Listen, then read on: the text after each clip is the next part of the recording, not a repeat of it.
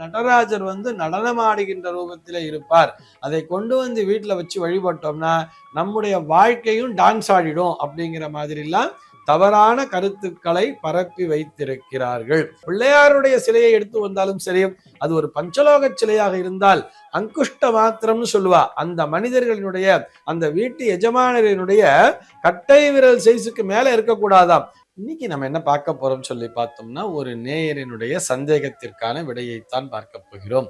அந்த நேயர் என்ன கேட்டிருக்காரு அப்படின்னு சொல்லி பார்த்தோம்னா, வீட்டில் நடராஜர் சிலையை வைத்து வழிபடக்கூடாது என்கிறார்களே, உண்மையா என்பதுதான் அவருடைய கேள்வியாக அமைந்திருக்கிறது. அவருக்கு நேரடியாக விடையளிக்க வேண்டும் என்று சொன்னால், இந்த கருத்தில் அணு அளவும் உண்மை என்பது இல்லை என்பதுதான். நிச்சயமாக இது உண்மை இல்லை. தாராளமாக வீட்டிலே நடராஜர் சிலையை வைத்து வழிபடலாம்.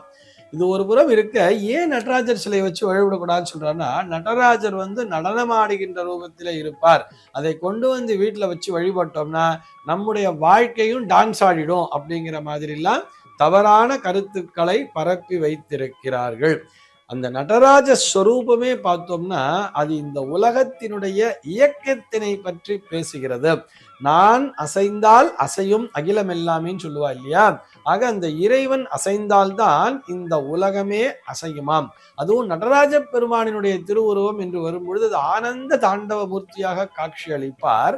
அப்படி ஆனந்த தாண்டவ மூர்த்தியாக நாம் இறைவனை தரிசிப்பதற்கு பாக்கியம் செய்திருக்க வேண்டும். அதனாலதான் எப்படி சொல்லியிருப்பார், சிதம்பரத்தில் நடராஜரை தரிசித்தால் முக்தின்னே சொல்லியிருப்பார். நடராஜ பெருமானை தரிசித்தாலே முக்தி என்று வரும் பொழுது அந்த நடராஜ பெருமானினுடைய திருவுருவத்தை வீட்டிலே வைத்து வழிபட்டால் என்ன தவறு? அது கான்செப்ட் யோசிக்கணும் இல்லையா? ஆனா பொதுவா எப்படி சொல்லியிருப்பார்னா, சிலைகளை வீட்டிலே வைத்து வழிபடக்கூடாது. சிலைகள்னு சொன்னா ஒரு பஞ்சலோக சிலைன்னு வச்சுப்போமே. ஒரு பஞ்சலோக சிலைன்னு சொன்னா அதற்குரிய பிரதிஷ்டாபன விதிகளை முறையாக பின்பற்ற வேண்டும். அந்த பிரதிஷ்டாபன விதிகளை எங்கே முறையாக பின்பற்றுவார்கள்னா ஆலயத்துலதான் வச்சிருப்பார். அது நடராஜர் சிலைதான் என்பது அல்ல. ஒரு அம்பாளுடைய சிலை எடுத்து வந்தாலும் சரி, அவ்வளவு ஏன் பிள்ளையாருடைய சிலையை எடுத்து வந்தாலும் சரி, அது ஒரு பஞ்சலோக சிலையாக இருந்தால் அங்குஷ்ட மாத்திரம்னு சொல்லுவா. அந்த மனிதர்களினுடைய அந்த வீட்டு எஜமானரினுடைய கட்டை விரல் சைஸுக்கு மேல இருக்கக்கூடாதாம். கட்ட விரலுக்கு மேல இல்லாம கட்ட விரலுக்குள்ள ஒரு சைஸ்ல ஒரு பஞ்சலோக சிலை இருந்தா அதை வீட்டிலே வைத்து வழிபடலாம். அதற்கு கூட தினமும் அபிஷேகம், நைவேத்தியங்கள், ஆராதனைகளை எல்லாம் செய்து வர வேண்டும். முறையான பூஜைகளை செய்து வர வேண்டும். ஆனா அதை விடுத்து நம்ம கொஞ்சம் பெருசா நான் சிலையை கொண்டு வரேன்னு சொன்னா அது பஞ்சலோக சிலையாக வைத்திருக்க கூடாது. அதனால மிச்சப்படி நீங்க மரத்தால் ஆன சிலைகளை கூட செய்து வைத்துக் கொள்ளலாம். மரத்தால் ஆன சிலைகளாக இருக்கலாம், அல்லது மண்ணிலே ஆன சிலைகளாக இருக்கலாம். அது பொம்மைன்னு சொல்றோம் இல்லையா, களிமண் பொம்மையாக இருக்கலாம், அல்லது பிளாஸ்டர் ஆஃப் பாரிஸ்ல கூட பண்ணியிருப்பா. அந்த மாதிரி பேப்பர் மோல்டு அப்படிலாம் சொல்லுவா தெரியுமா? அந்த மாதிரி பேப்பர் மோல்டு பொம்மைக்கெல்லாம் தனியா நம்ம ஒரு பிரதிஷ்டாபன விதி என்பது அவசியம் இல்லை. ஆனால் அந்த இடத்திலே நடராஜ பெருமான் இருக்கிறார் என்று நாம் நினைத்து வழிபடுகிறோம் அல்லவா? இறைவன் எல்லா இடத்திலும் நீக்கமர நிறைந்திருக்கிறான் என்பதுதான் சிதம்பர ரகசியமே. அம்பலம்னு சொன்னா என்ன அர்த்தம்? ஆகாயம்னு அர்த்தம். சித்துன்னு சொன்ன அறிவு. இந்த ஆகாய வெளியிலே இறைவனை காணக்கூடிய அறிவு என்பதை தருவதுதான் அந்த சிதம்பரம் திருத்தலமே. நான் அந்த உருவமூர்த்தியாக, நான் நடராஜ மூர்த்தியாக உருவமாக உனக்கு காட்சி அளித்தாலும், அருவுருவமாக லிங்க திருமேனியாக காட்சி அளித்தாலும், அந்த அருவமாகத்தான் இந்த உலகம் முழுக்க நீக்கமர நிறைந்திருக்கிறேன்னு சொல்றா இல்லையா?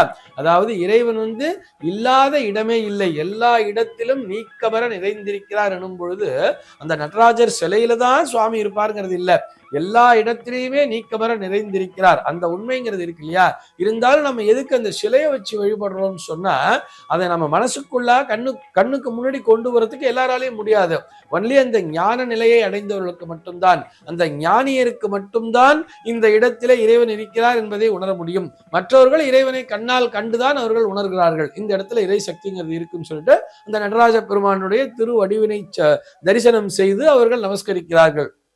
ஆனால் இறைவன் எல்லா இடத்திலும் நீக்கமர நிறைந்திருக்கிறார் என்கின்ற உண்மை இருக்கும் பொழுது நம்ம நடராஜ பெருமானுடைய சிலையை நம்ம ஒரு மரத்தாலான சிற்பமாக வடித்து கூட வச்சுக்கலாம், அல்லது நான் சொன்ன மாதிரி ஒரு பேப்பர் மோல்ல கூட வச்சுக்கலாம், அல்லது மிகப்பெரிய படம், போட்டோ பிரிண்ட் எல்லாம் விற்கிறது இல்லை இன்னைக்கு, அந்த மாதிரி படமாக கூட கொண்டு வைத்து தாராளமாக வழிபடலாம்.